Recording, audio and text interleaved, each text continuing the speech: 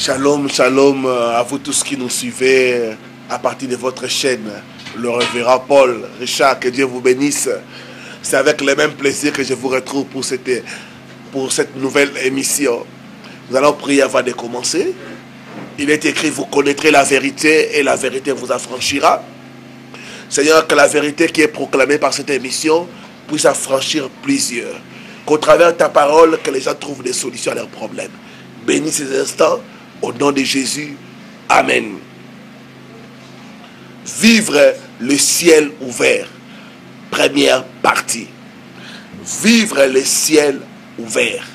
Il y a beaucoup de gens dont le ciel est fermé. Mais ils ne savent pas. Personne dans l'église expérimente le ciel ouvert. Mais il y a des choses que nous devons savoir pour vivre le ciel ouvert. Actes chapitre 10,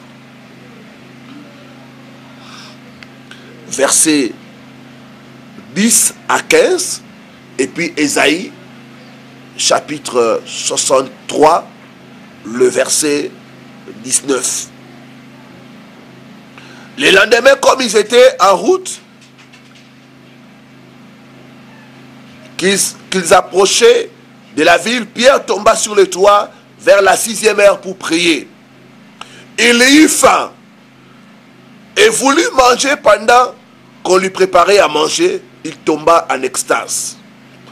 Il vit le ciel ouvert et un objet semblable à une grande nappe attachée par les 4 coins qui descendait et qui s'abaissait vers la terre, et où il se trouvait tous les quadrupèdes et les reptiles de la terre et les oiseaux du ciel. Et une voix lui dit, lève-toi Pierre, tue et mange. Mais Pierre dit, non mon Seigneur, car je n'ai jamais rien mangé de souillé ni d'impur. Et pour la seconde fois, la voix se fit encore entendre à lui. Ce que Dieu a déclaré pur, ne les regarde pas comme souillé. Vivre le ciel ouvert. Beaucoup sont dans l'église, mais opèrent sous un ciel fermé. Quand le ciel est fermé, nous allons constater 3 choses. Première chose, quand votre ciel est fermé, vous allez travailler dur comme un éléphant, avoir le salaire de la fourmi. La personne n'aura rien à montrer. N'est-ce pas ce que tu vis? Tu travailles dur, mais des fois tu n'as rien à montrer. Des fois il n'y a pas de résultat. Tu es là, tu connais les métiers, mais c'est des miettes que tu bénéficies. Parce qu'on a fermé ton ciel. Ta délivrance est possible au nom de Jésus-Christ. Donc, première chose, quand le ciel est fermé, la personne va travailler dur, mais il aura le salaire de la fourmi. Deuxième expérience, quand le ciel est fermé, il y aura un retard dans les bénédictions. Il y a des gens dont leurs bénédictions viennent toujours en retard, parce qu'on a fermé le ciel. Quand le ciel est fermé, même si tu plantes, il n'y aura pas la pluie, il n'y aura pas la rosée, et par conséquence, ton champ ne va pas bien croître. Il y a des gens qui expérimentent les retards dans leur bénédiction. Tu as 45 ans, tu as 35 ans, toujours pas marié, toujours seul. Ce n'est pas normal. Ta délivrance est possible au nom de Jésus-Christ. J'ai dit, tu dois vivre le ciel ouvert. J'ai dit, tu dois vivre le ciel ouvert au nom de Jésus. Quand le ciel est fermé, vous allez expérimenter la pauvreté, la sécheresse, l'absence de bénédiction. Parce qu'on a fermé votre ciel. Si vous êtes une sœur, on a fermé le ciel il n'y aura pas de proposition de mariage. Je parle à toi qui est en train de me suivre. Ça fait 5 ans comme ça, il n'y a personne qui vient auprès de toi pour demander ta main en mariage. Pourquoi? Parce qu'on a fermé le ciel. Je parle à toi, mon frère qui est en train de me suivre. Tu as des diplômes, tu cherches l'emploi, mais tu n'en trouves pas parce qu'on a fermé le ciel. Ta délivrance est possible au nom de Jésus-Christ. Quand le ciel est fermé, il y aura la sécheresse, la rareté des bénédictions, la rareté des bonnes choses. Je parle à toi. C'est difficilement que tu reçois des bonnes nouvelles. Les bonnes nouvelles chez toi, c'est rare. Quelque part, quelque chose ne va pas. Je dis quelque part, quelque chose ne va pas. Quand le ciel est fermé, il y aura l'insuffisance de revenus. Toi, tu as les justes et justes. Juste pour manger et c'est fini. Tu dois encore chercher, recommencer. Tu as juste. Tu expérimentes les justes mesures. Ce n'est pas normal. Ce que Dieu prévoit pour nous, c'est l'abondance.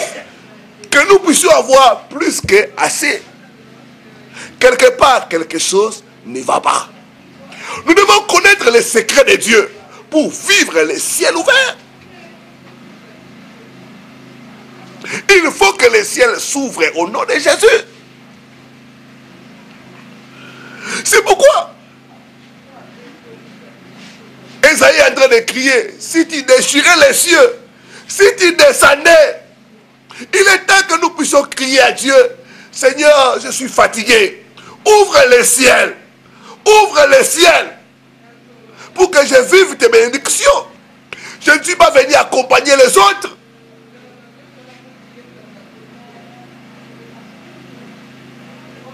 Ta délivrance est possible au nom de Jésus-Christ. Quand le ciel est ouvert, les obstacles se transforment en témoignage. Quand le ciel est ouvert, les obstacles se transforment en témoignage. Les montagnes sont ébranlées et il y a la victoire. Quand le ciel est ouvert, vos ennemis vont connaître votre Dieu. Quand le ciel est ouvert, les ennemis connaissent que c'est l'Éternel qui est Dieu.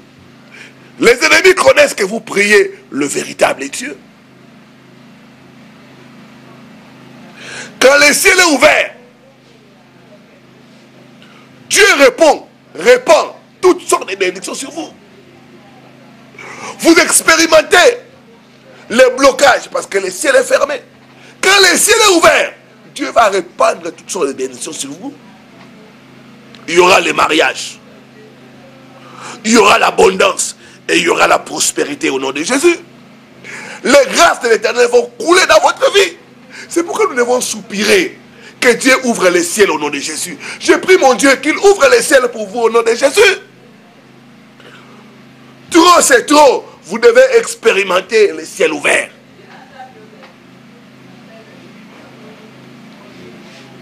Ce que Dieu fera dans votre vie, quand le ciel va s'ouvrir, va vous dépasser et va dépasser vos ennemis au nom de Jésus. Mais il y a des clés pour ouvrir le ciel.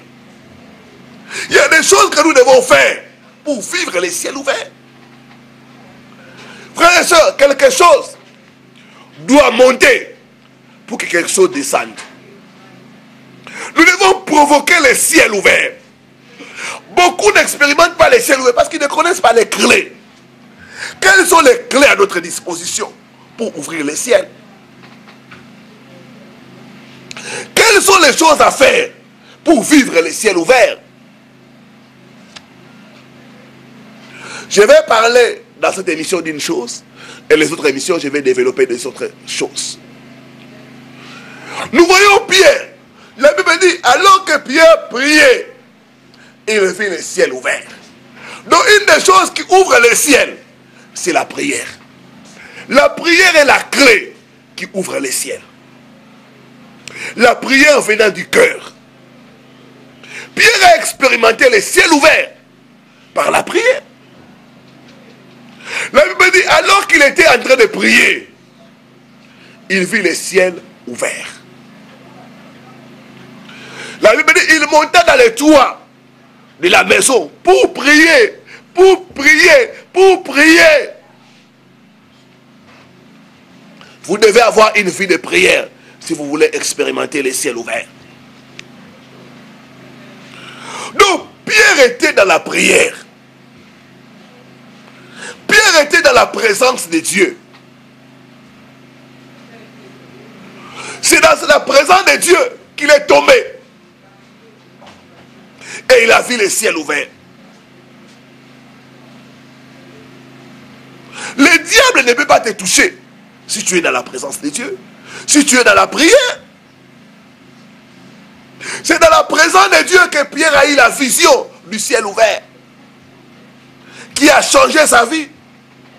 Pierre était au bon endroit et au bon moment.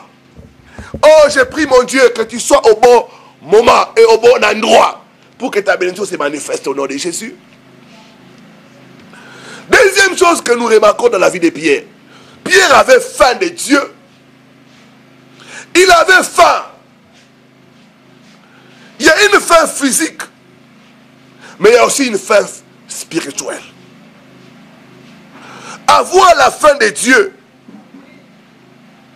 Beaucoup n'ont pas cette faim-là de Dieu. Beaucoup ne cherchent pas Dieu, mais ils cherchent la main de Dieu. Si tu veux expérimenter le ciel ouvert, tu dois avoir la faim de Dieu. Tu dois avoir soif de Dieu.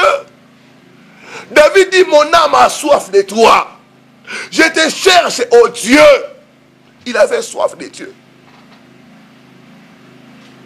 Beaucoup viennent à l'église. Ils recherchent l'argent. Ils recherchent le mariage. Au lieu de rechercher Dieu. Et en fin de compte, ils ne trouvent rien. Ayons faim, ayons soif de Dieu. Ayons soif de voir l'intervention de Dieu. Si nous avons faim de lui, si nous avons soif de lui, nous allons expérimenter le ciel ouvert. La Bible dit, j'aime ceux qui m'aiment et ceux qui me cherchent me trouvent. Est-ce que tu as faim de Dieu, mon frère? Est-ce que tu es en train de chercher Dieu ou tu es en train de chercher sa main? Tu dois apprendre à chercher la face de Dieu. De monter, de chercher la face de Dieu. Auprès de lui, il y a le mariage. Auprès de lui, il y a l'élévation. Auprès de lui, il y a le succès. Auprès de lui, il y a tout ce que nous cherchons. David dit, j'ai soif de toi. Mon âme soupire après toi, comme une bise soupire après des torrents d'eau. Est-ce que tu peux soupirer après Dieu? Tu peux soupirer après la face de Dieu, après la gloire de Dieu. Ceux qui cherchent Dieu, de tout leur cœur, expérimentent le ciel ouvert. Matthieu 5, verset 6, la Bible dit, heureux ceux qui ont faim et soif, ils seront rassasiés. Si tu as faim et soif de Dieu, Dieu va se manifester dans ta vie. Tu expérimenteras le ciel ouvert. Cessez de chercher le bien de ces mots. Commencez à chercher Dieu. Commencez à chercher la face de Dieu. Et il te donnera tout ce dont tu as besoin. Matthieu 6, verset 33. Cherchez premièrement le royaume et la justice de Dieu. Et le reste vous sera donné. Frère, Dieu ne change pas. Les principes de Dieu sont les mêmes pour toutes les générations. Il a dit, je suis l'Éternel. Je ne change jamais. Frères et sœurs, par la prière qui cherche Dieu, nous pouvons expérimenter le ciel ouvert. Anne a cherché l'Éternel. Alors que tout le monde s'était retiré. Elle est restée dans le temple en train de chercher Dieu. Oh, je vais t'annoncer une bonne nouvelle. Dieu est le rémunérateur de ceux qui le cherchent. Dieu paye ceux qui le cherchent. Nous devons apprendre à chercher Dieu dans les chaînes, dans la prière. Des fois, chercher Dieu va te demander de rester seul, de t'éloigner des gens et de te consacrer à la prière. Pierre était seul, sur les toits de la maison. Là, seul, il a vu la gloire de Dieu. Des fois, nous devons nous séparer de certaines personnes pour voir la gloire de Dieu, pour chercher Dieu en profondeur. Je ne sais pas ton problème, je ne sais pas ta situation, mais tu peux expérimenter le ciel ouvert. Anne a expérimenté le ciel ouvert. Sa stérilité a pris fin quand Dieu est descendu. Oh, Dieu va descendre dans ta situation. Je dis, Dieu va descendre dans ta situation. Dieu va descendre dans ta famille au nom de Jésus. La clé, c'est chercher Dieu de tout ton cœur. Dans les jeûnes, dans la prière. Beaucoup d'enfants de Dieu aujourd'hui ne jeûnent plus. Même dans l'église, quand vous organisez les jeûnes pour le mariage, vous verrez beaucoup de gens. Mais quand vous organisez les jeûnes pour que les gens puissent avoir une bonne relation avec Dieu, les gens ne viennent pas. Il a dit, mon peuple est détruit faute de connaissance. Tu dois apprendre à chercher Dieu dans la prière, dans les jeûnes, pour que Dieu se révèle à toi. Dans Luc 3, verset 21, la Bible dit, après le baptême de Jean-Baptiste, Jésus s'est retiré. Alors qu'il priait, il vit le ciel ouvert. Le ciel ouvert est pour ceux qui prient, pour ceux qui cherchent Dieu. J'ai dit que c'est possible d'expérimenter le ciel ouvert. Quand le ciel est ouvert, les obstacles se transforment en témoignage. Je te vois témoigner au nom de Jésus. Je ne sais pas ta situation. Peut-être les médecins t'ont dit, tu vas mourir avec cette maladie. Tu n'as que quelques jours à vivre. Si nous cherchons Dieu, Dieu est capable de changer la situation au nom de Jésus. Le ciel peut s'ouvrir. Cette maladie-là peut être transformée en témoignage pour la gloire de Dieu. Je ne sais pas ta situation. Peut-être tu es là, tu es sans papier. Si nous cherchons Dieu, Dieu, c'est lui qui est le propriétaire du ciel et de la terre, va te donner les papiers au nom de Jésus. Le ciel ouvert. Alors qu'il priait, il vit le ciel ouvert. Le ciel est ouvert. Et pour ceux qui prient, pour ceux qui cherchent Dieu, de tout leur cœur. Il dit, si vous me cherchez, vous me trouverez. Si vous me cherchez de tout votre cœur. Oh, je te vois expérimenter le ciel ouvert au nom de Jésus. Je dis, je te vois expérimenter le ciel ouvert au nom de Jésus. C'est possible au nom de Jésus-Christ. Deuxième clé qui nous ouvre le ciel, c'est la dîme et les offrandes. Malachie 3, 8 à 10. Il dit, apportez à la maison du trésor toutes vos dîmes. Mettez-moi de la sorte à l'épreuve. Et vous verrez, si je n'ouvre pas les écluses des cieux, Dieu est prêt à ouvrir les cieux pour ceux qui lui apportent leurs dîmes. Beaucoup d'enfants de Dieu n'expérimentent pas le ciel ouvert parce qu'ils ne savent pas donner à Dieu. D'autres nous donnons à Dieu des miettes. Le ciel ouvert est pour ceux qui apportent leurs dîmes, leurs offrandes au Seigneur. Il dit, mettez-moi de la sorte à l'épreuve. Il y a une seule fois où nous pouvons éprouver Dieu. C'est au travers les dîmes et les offrandes. Frères et sœurs, je vous parle des choses que j'ai expérimentées. Par la paix de la dîme, Dieu se manifeste. Dieu descend Dieu menace les dévoreurs et il ouvre les ciels pour vous. Je parle à toi, mon frère. Ce que tu as besoin, c'est le ciel ouvert. Tu es en train d'épargner, tu es en train de travailler, mais il n'y a rien. Mais Dieu a les preuves au travers des dîmes, au travers des sacrifices. Tu verras la main des dieux. Tu verras que le Seigneur va ouvrir les ciels. Ce qui apparaît comme insignifiant, Dieu va ouvrir les portes. Tu pourras avoir plus qu'assez au nom de Jésus-Christ. Il dit, mettez-moi de la sorte à l'épreuve. Vous verrez si je n'ouvre pas pour vous les écluses des cieux. J'ai vu Dieu changer les gens au travers les données. Ce Dieu-là aussi va changer ta situation au nom de Jésus. Des fois, le diable nous montre toujours. Tu as beaucoup de problèmes. Mais même ce que tu gagnes là, c'est paix. Comment enlever encore 10%? Ça, c'est les mensonges du diable. Ne suis pas ces mensonges-là. Les enfants de l'alliance doivent obéir au principe de l'alliance pour voir la main de Dieu. Il dit, apportez à la maison du trésor toutes vos dîmes. Mettez-moi de la sorte à l'épreuve et j'ouvrirai pour vous les écluses des cieux. Beaucoup sont sous des malédictions parce qu'ils ne payent pas leurs dîmes. Dieu vous envoie les dévorer. Vous avez l'argent. Vous gagnez $1000, mais vous avez des problèmes de $5000. Vous devez chaque fois vous endetter.